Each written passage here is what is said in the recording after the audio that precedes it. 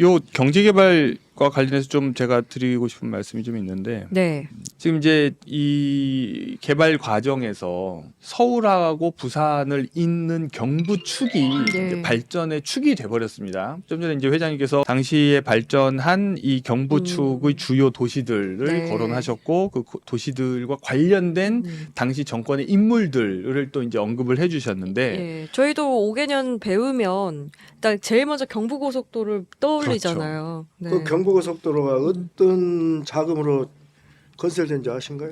아니요. 어떤 자금이었나요? 바로 베트남 전쟁 자금이에요. 아, 참전해서 얻은 네, 자금으로. 참전뿐이 아니라 거기서 이제 시장 예. 또 미국과의 그 조약에서 브라운 각서나 이런 데서 예.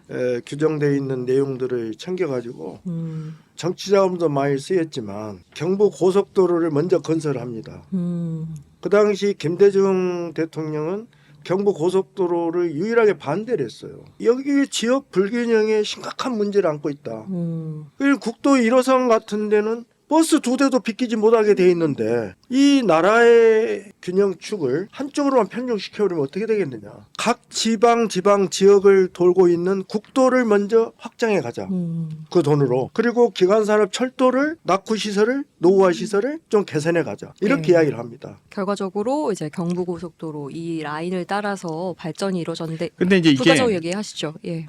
서울하고 부산을 잇는 이 경부축이라고 하는 것이 필연적인 선인가 아니면 필연성은 없는데 그냥 임의로 그은 것인가 하는 이제 논쟁이 있습니다. 네. 그러니까 이게 하나의 이제 질문인데, 그러니까 사실 인천이 발전하게 된 이유는 과거에 이제 중국하고의 무역 때문에 거기가 네. 가장 산동성하고 가장 가까운 위치에 있으니까 이제 인천항이 발전을 하는 거죠. 마찬가지로 이제 부산항이 발전한 것도 일본하고의 무역에서 발전한 거죠. 그런데 이제 일제시대 때까지만 해도 목포 역시 네. 굉장히 중요한 항구 도시였고 경제적으로 매우 발전한 곳이었단 말이에요. 그런데 우리가 1900 분단 이후에 어떻게 보면 이제 중국하고 국교가 이제 단절되면서 대중 무역은 사실상 없었으니까 네. 이제 일본하고만 하고 이제 미국을 중심으로 한 이제 서방 세계하고만 교류를 했으니까요. 그러니까 그 축으로 발전하기 위해서 불가피하게 그은 선인가 경부라고 하는 이 발전의 축이 네. 만약에 그렇다면 우리가 이제 박정희 대통령이 그 축을 따라서 발전시킨 것을 지형주의로만 매도할 수는 없을 겁니다.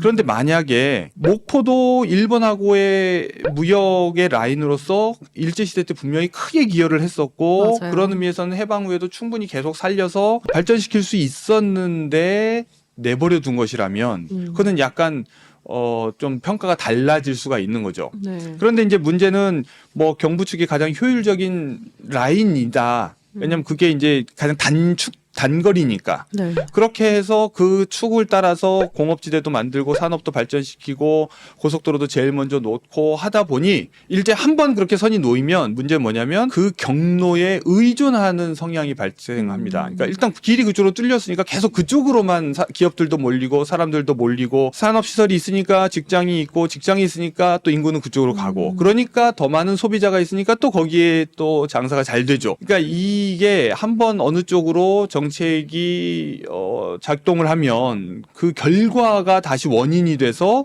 계속 편향을 강화하는 이런 현상이 나타나고 있는데 이걸 이제 역으로 되돌리려고 하면 너무나 힘든 거죠. 그래서 이제 오늘날도 우리나라에서 계속 반복되는 논쟁은 국토 균형 발전이냐 또는 효율성을 추구하는 불균형 발전이냐 네. 이건데 대개 이제 김대중 대통령부터 시작되는 균형 발전론자들이 있고 반대로 계속 박정희 대통령 이후로 효율성을 지상 목표로 추구하는 효율 발전주의자들 이 사람들이 보기에는 수도권이 더 경쟁력을 갖추는 것이 오히려 더 필요하다. 그래서 수도권이 뭐 지금 뭐 상하이나 도쿄나 뭐 우리가 경쟁해야 될 더 큰 도시들은 인구가 2천만, 3천만 이러는데 1,000만도 안 되는 서울은 작다. 더 키워야 된다. 이런 얘기를 하는 거죠. 근데 잠깐만 이제 예, 말씀 예. 끊어 죄송한데 이제 상하이부터 할게요. 우리나라 인구가 지금 5천만이 좀 넘는데 중국은 14억이에요.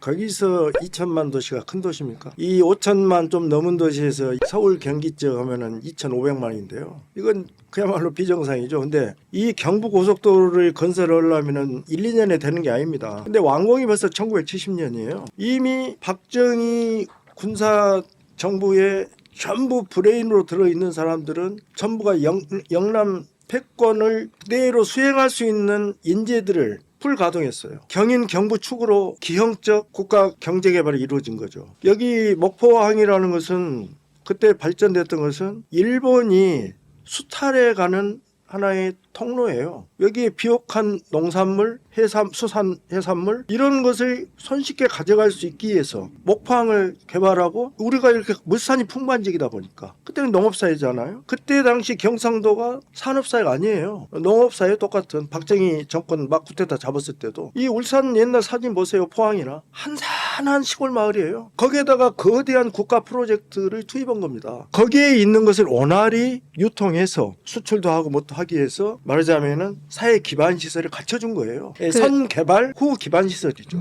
먼저 기반 시설이 돼 있는 데를 찾아간 게 아니고 먼저 개발을 해놓고 후 기반 시설을 갖춰준 거예요.